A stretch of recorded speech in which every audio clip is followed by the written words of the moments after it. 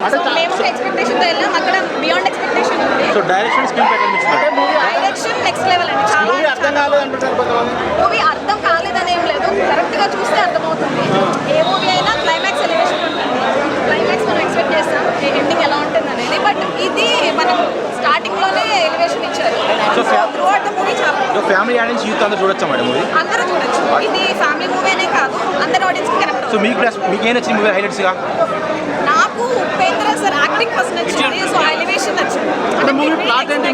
Movie plot ఏంటి? Connect అందరికీ బాగా కనెక్ట్ అవుతుంది. బాబా ఒక్క ఉపేంద్ర అన్న చిన్నప్పుడు సినిమా ఇప్పుడు రిలీజ్ కావాలని ఆఫ్టర్ లాంగ్ టైం సినిమా నాకు ఏం అర్థమవుతలే అన్న. ఒకటే మాట చెప్తున్నా, ఈ సినిమా చూడాలంటే మళ్ళీ ఇంకోసారి చూడాలి. మళ్ళీ ఇంకోసారి చూస్తే తప్పేం లేదన్న. ఇది బాహుబలి లెక్క ఎండింగ్ లేదు, త్రిబుల లెక్క ఎండింగ్ లేదు, రాజమౌళి లెక్క ఎండింగ్ లేదు, ఏం ఎండింగ్ లేదు. మనుషులను పిచ్చోళ్ళని చేసే ఎండింగ్ ఉందన్న. ఇది నాకు అర్థమవుతుంది అన్న.